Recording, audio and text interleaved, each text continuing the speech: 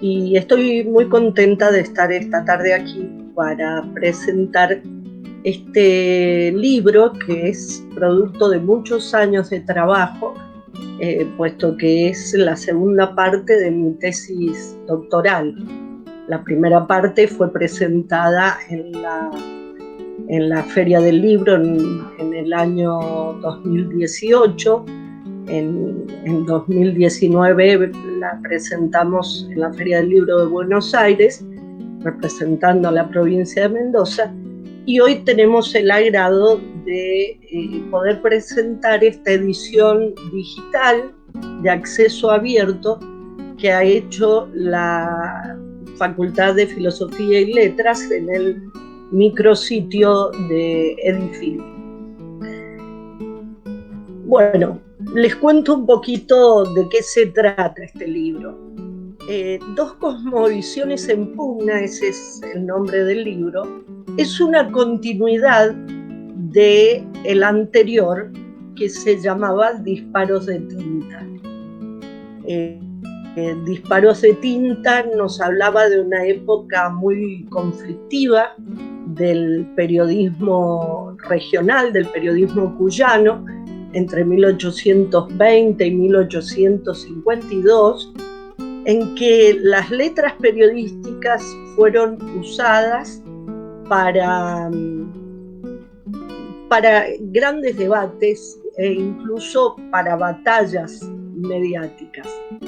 En esta segunda parte, Dos cosmovisiones en pugna, fíjense ustedes que el subtítulo del libro nos da una serie de temas, de ideas acerca de las cuales se trata el libro.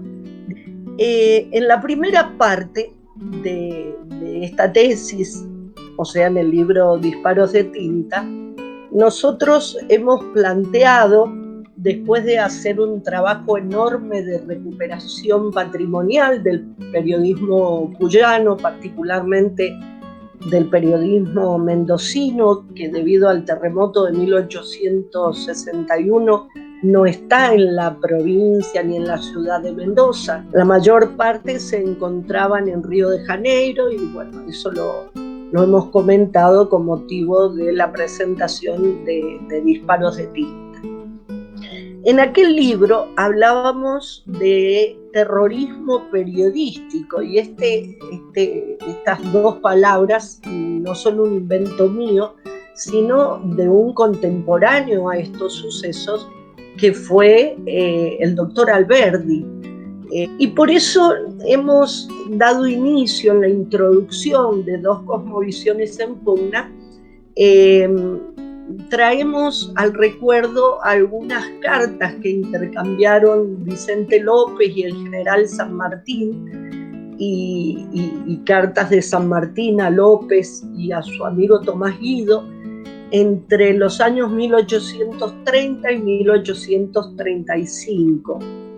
En estas cartas se ve el pensamiento de San Martín, la preocupación principal que tiene San Martín, que tanto hizo por la independencia de las Provincias Unidas, porque tanto hizo por lograr aquella gran nación americana, y ahora ve peligrar por las luchas internas, por las divisiones, por los partidos, por la guerra civil.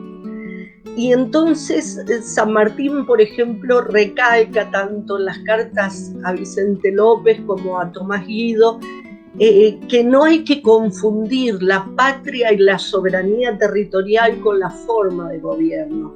La forma de gobierno es algo secundario, dice San Martín.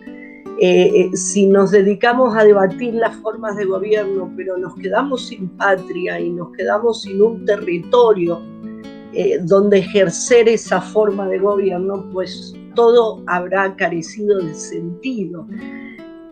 Dice, no las mejores leyes, sino las más adecuadas a la idiosincrasia de cada pueblo, propios de un realista político, de un político que tiene conciencia de la realidad y que a la realidad se remite. San Martín se ha tenido que ir de América, ha sido el gran perseguido por este terrorismo periodístico. Eso dice al final: no, señor don Tomás, le dice a su amigo Tomás Godoy Cruz, no será el hijo de mi madre el que vaya a presenciar estos hechos, hasta tanto no vea un gobierno establecido que con mano vigorosa pueda asegurarme mi tranquilidad y honor.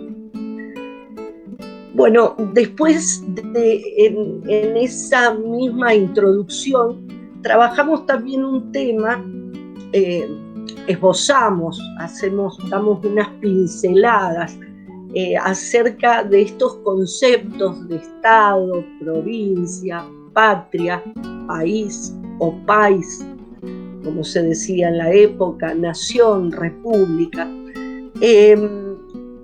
Lo primero que hay que tener en claro al hablar del periodismo de la primera mitad del siglo XIX es la diferencia enorme de concepto que hay acerca de la actividad periodística.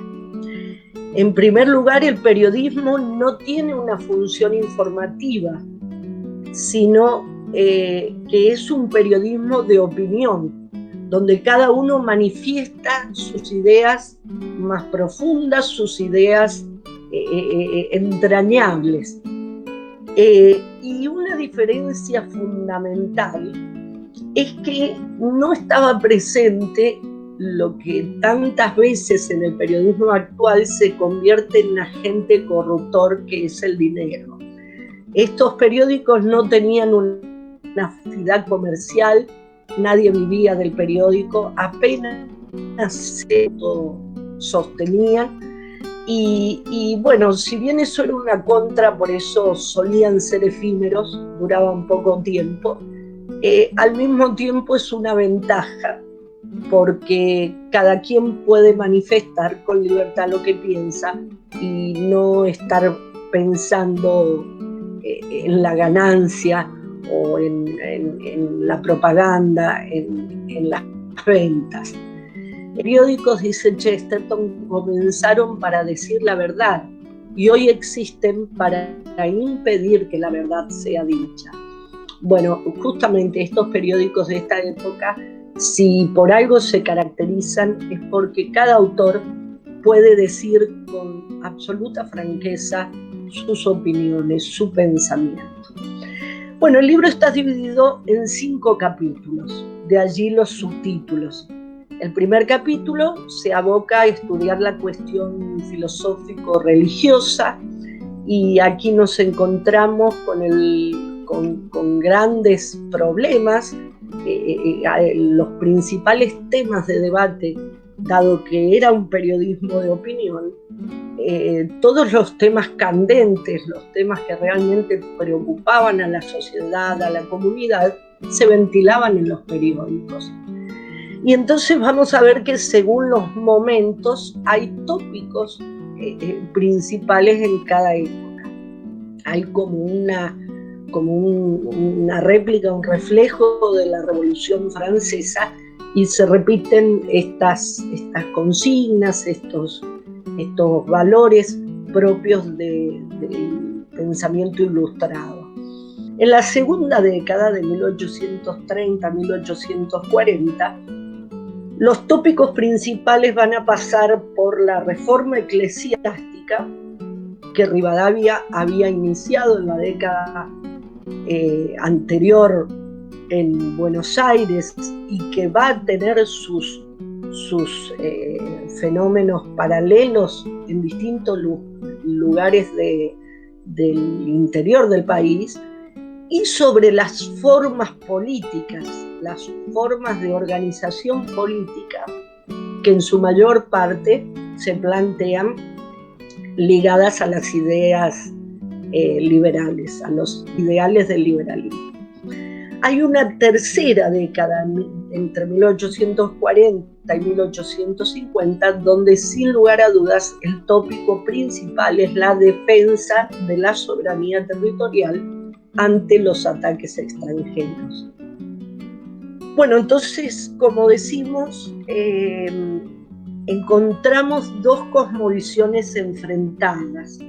Por un lado tenemos lo que Jorge Bosiewicz llama más apropiadamente progresismo, a lo que estamos habituados a mencionar como unitarismo, y tradicionalismo, a lo que acostumbramos llamar federalismo. ¿Por qué digo que me parece que es más apropiado este nombre? Porque en realidad es más amplio. Unitarismo y federalismo solo hace referencia a la cuestión política.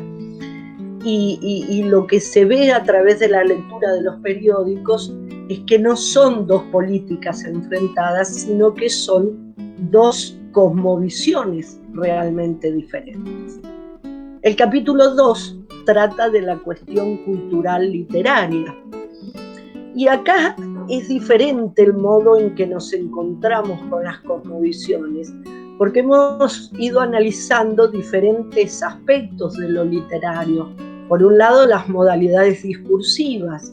Vemos acá un ejemplo, El Coracero, de un periódico íntegramente escrito en verso. Nosotros estamos acostumbrados a que, en todo caso, si hay poesía en un periódico, sea en el suplemento cultural.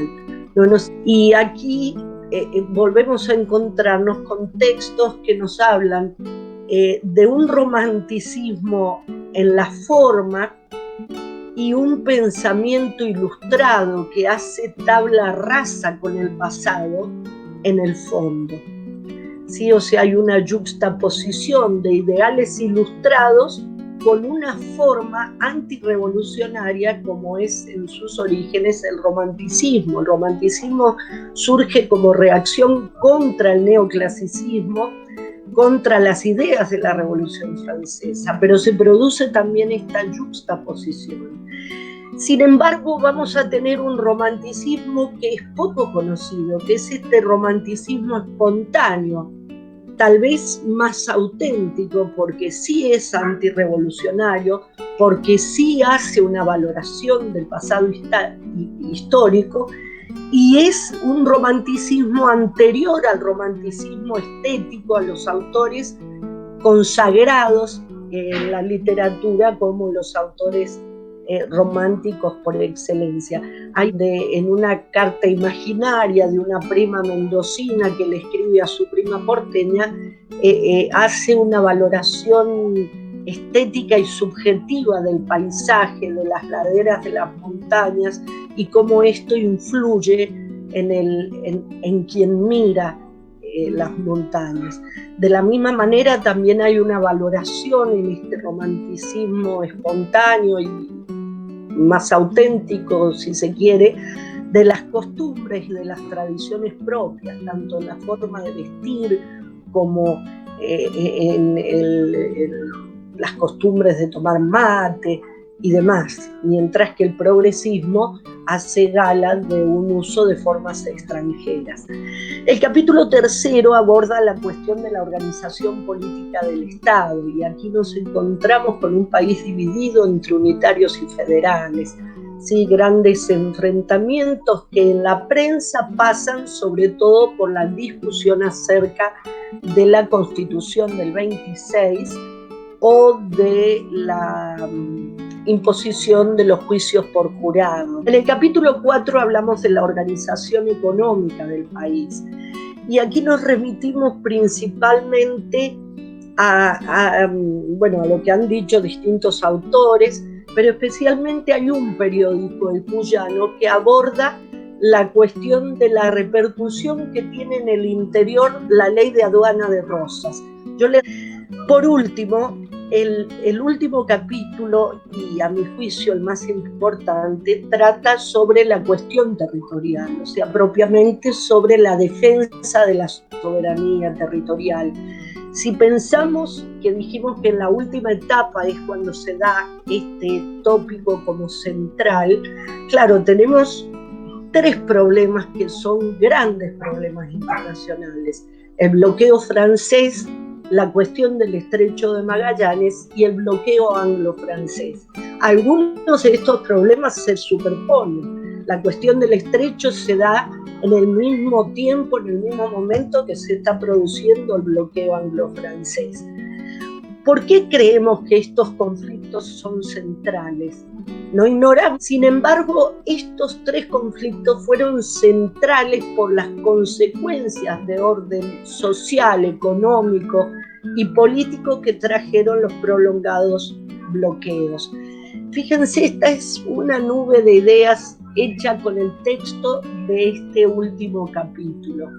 Hay ciertas palabras que nos aparecen reiteradamente y que nos aparecen con especial insistencia, porque realmente la cuestión de la defensa del territorio se convirtió en una divisoria de aguas. Dice Marcelo Lascano que es en la diferenciación de objetivos y logros donde yace en gran parte la distancia a veces formidable que se estableció entre unitarios y federales. Los federales, dice Marcelo Lascano, han estado más comprometidos con la conquista y la conservación de un territorio, de un escenario donde gobernar de manera independiente de tutelas extranjeras para recién entonces plantearse la cuestión de la articulación de un sistema político que brotara de la experiencia, de la idiosincrasia argentina. Al contrario, el progresismo se preocupó tanto por la forma de gobierno que se olvidó de que esa forma de gobierno debía ponerse en práctica sobre un territorio real que gobernar. Y por eso el resultado fue aquello que un autor llamó la grande o la pequeña Argentina. El resultado de anteponer los intereses políticos, por ejemplo, voltear a Rosas. Este es un título de un artículo de Sarmiento desde un periódico chileno. Esos intereses políticos, anteponerlos a los intereses permanentes de la nación, dieron como resultado que se desatendiera la soberanía territorial en aras de una civilización que llegó, tal como dice el título del ensayo de Julio Urasusta, que pasáramos de la epopeya emancipadora a la pequeña Argentina. Y probablemente lo más grave de esta situación es que sucedió con la connivencia de los partidos, de las clases dirigentes que creyeron que la pequeña Argentina y el desmembramiento del país era algo conveniente al país, además de ser inevitable. Nos queda solamente agradecerles, agradecer este espacio, agradecer a la Facultad de Filosofía y Letras el poder poner a disposición del público de modo abierto esta nueva publicación. Ahí en pantalla ustedes pueden ver el link del micrositio de Edifil y el link de mi propio libro. Y en el link que aparece más abajo, un blog que es de mi autoría, donde pueden ustedes acceder, el que esté interesado, puede acceder a las fuentes directamente que yo voy paulatinamente compartiendo a través de ese espacio, de ese blog. Muchas gracias a todos, muchas gracias a Cultura, a la provincia de Mendoza por permitirnos participar de esta Feria del Libro, y a la Facultad de Filosofía por habernos ofrecido la idea de dar acceso abierto a estos libros, que ciertamente uno los escribe para que sirvan al progreso de la ciencia y del conocimiento, así que qué mejor que tengan acceso abierto.